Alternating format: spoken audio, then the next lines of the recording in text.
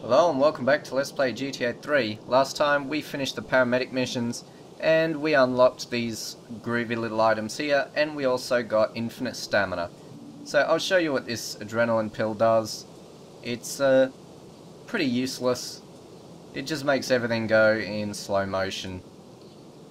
And you could get some good air going when you jump, but it will end if you get into a vehicle, so we're just going to cut that off right now, and we're going to continue on with the storyline.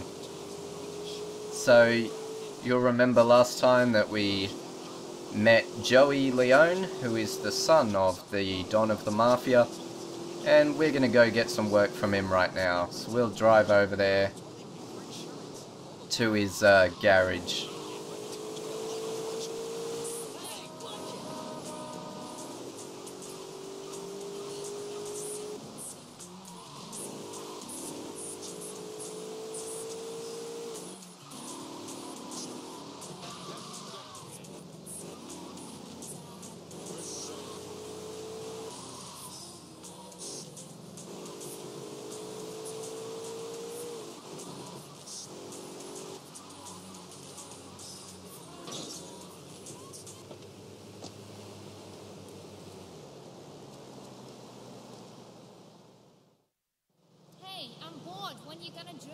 In a moment, sweetheart. I got a little business to take care of. I got a little job for you, pal. The Ferrelli brothers have owed me money for too long, and they need to be taught some respect. Lips Ferrelli is stuffing his fat face in the St. Mark's Bistro, so steal his car and take it to 8 Ball's bomb shop up in Harwood. You know 8 Ball, right?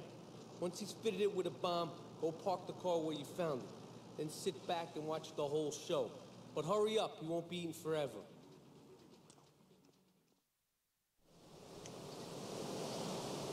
We have 6 minutes to go drive by St. Mark's and pick up Mike Ferrelli's car. So this is sort of a tutorial to show you what the car bombs are like in this game. They're not great simply because you have to activate them and actually have someone get in the car in order for it to explode, so it's never really that useful, only for missions where it's required. And I ran this chick over, but the cop didn't even care about it. There you go, selective attention.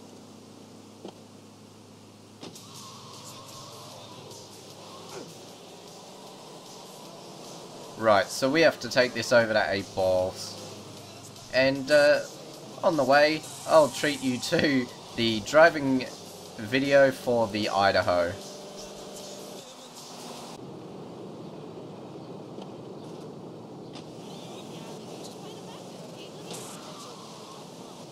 The Idaho is a deceptively small truck. At least in the way that it drives.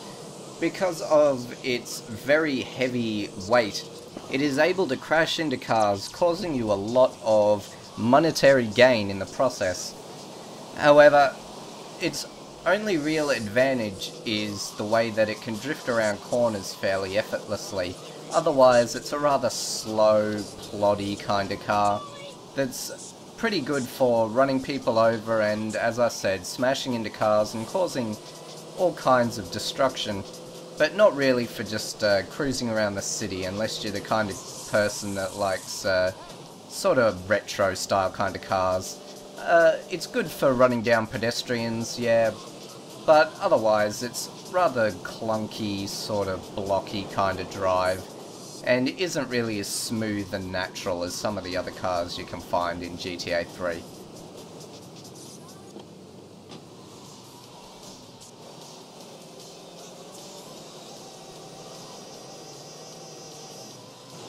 Welcome back. We have arrived at 8 Balls, and we're going to get him to install a groovy little car bomb into this beautiful automobile. So let's head back over to where we came from, and we'll see if we can't get Mike Ferrelli to explode into little pieces. Whoa.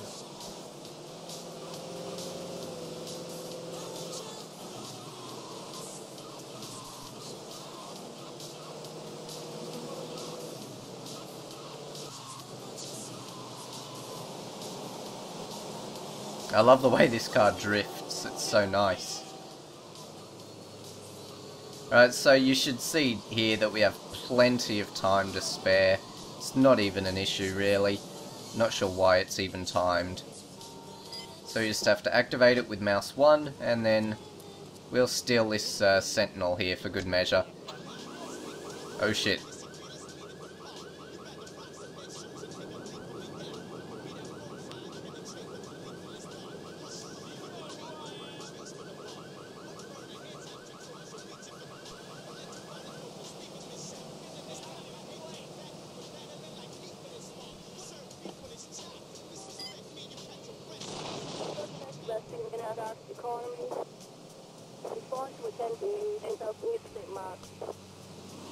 And we are grossly overpaid for that job, but we have to drive out of here real quick because the cops are onto us for stealing that car, and I was hoping to God there that we didn't fail because the police pulled me out of the car during the cutscene.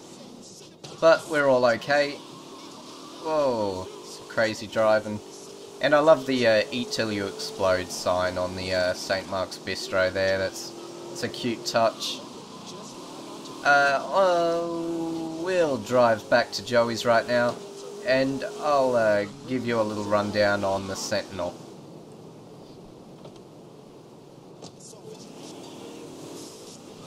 The Sentinel is one of the best sedans you can find in GTA 3. It's probably the fastest one out of all of them. It's got 4 doors, and it has great acceleration and handling. It's pretty much the ultimate car in all those respects, short of a sports car. However, it is quite easy to roll over, and it doesn't have very good endurance. Its advantages far outweigh those negatives though, and you'll often find it your go-to car for cruising around. However, because it's so good, it is notably absent from locations in Portland, only available in a few missions. Its counterpart, the Mafia Sentinel, which is the gang variety, is only available in Portland Island to sort of juxtapose this. However, the Sentinel is a much more rounded car and is much more fun to drive. Welcome back. I hear a phone ringing, do you? Yep, looks like it's this payphone over here.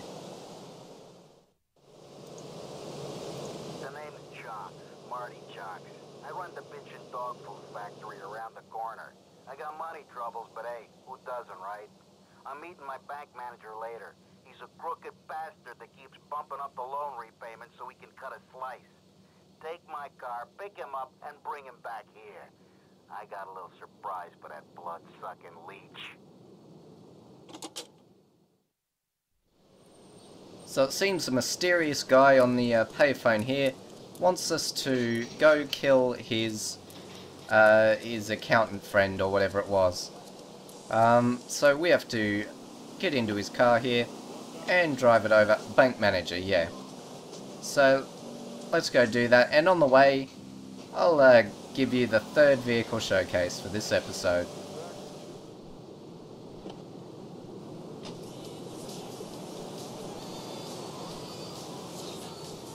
The Perennial is the getaway driver's worst nightmare. It's got a slow top speed, it's got slow acceleration, it's slow to turn, and it is very easy to roll over and blow up. It is probably one of the worst cars in the game for all of these reasons. And unfortunately, it is also one of the most popular cars to find driving around by the citizens of Liberty City. It doesn't matter where you are at any point, you will often find a Perennial driving around. You will find yourself much in need of a car in many points during this game, and you will find the Perennial parked or driving past, and you will find yourself thinking that it would be a much more fun and enjoyable experience to actually go by foot rather than take the Perennial. It is very, very unloved by many people who play this game, and I am one of them.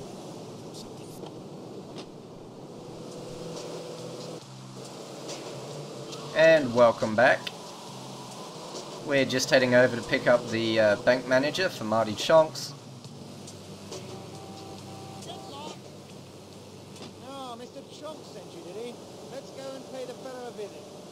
And he's got a very nice stereotypical English accent, so that's good. And we have to send him to the dog food factory, so I'm not sure if he's going to be too impressed with this, but... well, what do we care? We're getting paid for this either way, aren't we?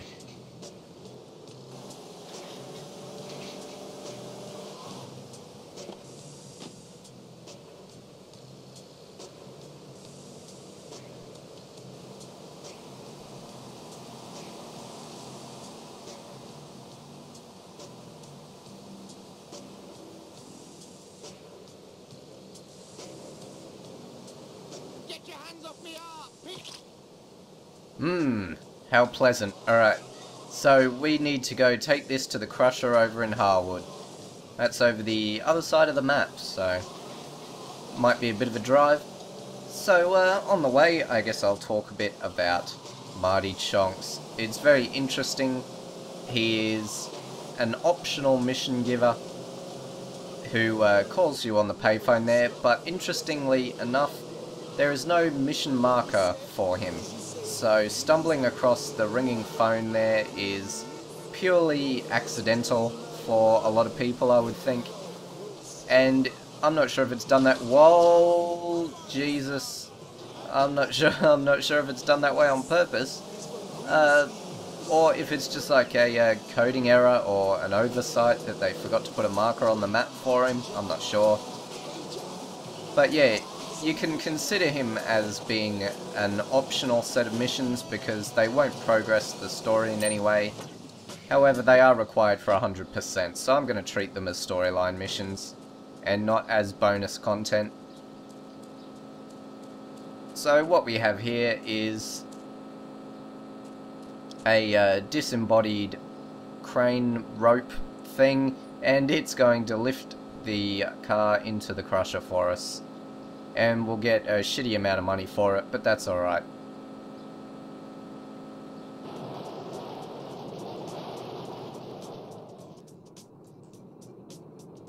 Crushing cars isn't really a viable means of income anyhow, and there's usually a pony spawning here, but not this time, so let's go see what we can do about acquiring a new vehicle before setting off on the final mission of the episode.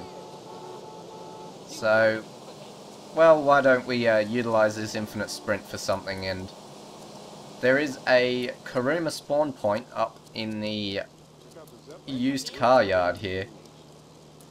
I think that's what it is.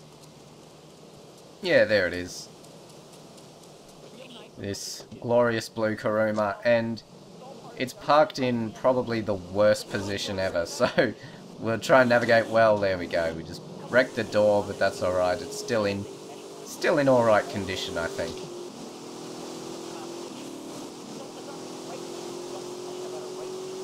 But it is likely that we'll probably crash it again on the way. So let's just make a little shortcut here. Oh, whoa! Nice, and we get $126 for that. So yes, insane stunt bonuses are something you can do for a good bit of money if you're, well, if you're better at driving than I am.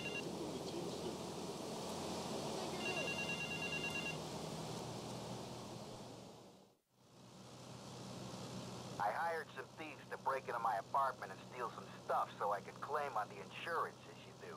The thieving bastards are threatening to tell the insurance company if I don't give them a cut. Can you believe it? I left the car inside the factory gates. Use it to go pick them up from their turf in the red light district. Then bring them back to the factory so I can make them see Marty's point of view.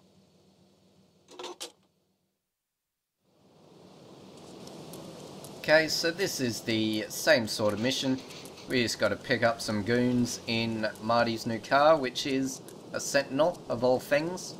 So we've already had some experience driving this earlier in the episode, so this should be a cinch, you would think.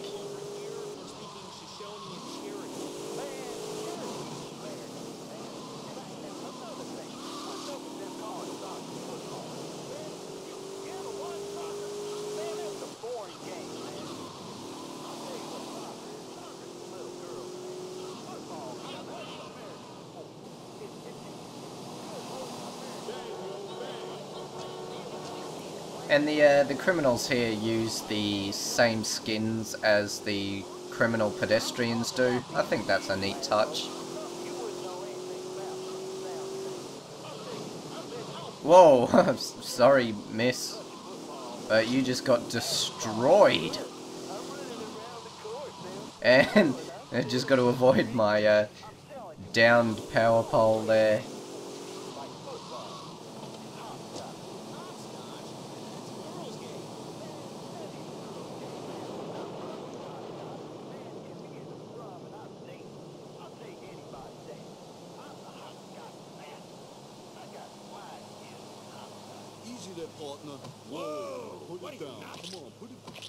Whoa! Right, let's go get this resprayed and get rid of the evidence. I'm not quite sure what kind of evidence we could be getting rid of, except maybe like hair and whatever could have fallen off in the back seat, I guess, but I'm not sure how getting a paint job will fix that. Unless we're like spraying the interior with grime or something, but I don't know.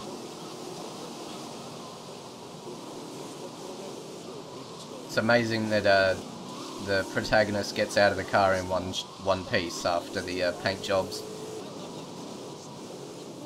and the repairs. But here we are at the pay and spray, and this will come out of our own pocket, I'm pretty sure. No, it was free. Okay, yeah, alright. There is a reason for that. If you go to the pay and spray with an undamaged car, so with 0 damage to it, maximum health, it will actually recolor your car free of charge. So in that respect, it's only really repairing the car that costs money, and not really the spraying, if that makes any sense.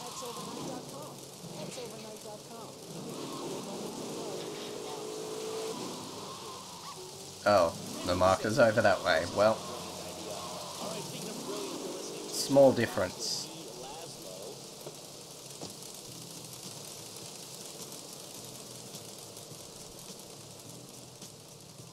And there you go, that's another 3 missions down.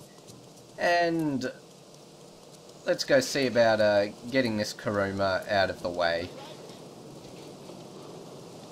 Good stuff, so I'm going to go for a little bit of a drive here, and I'll see you next time.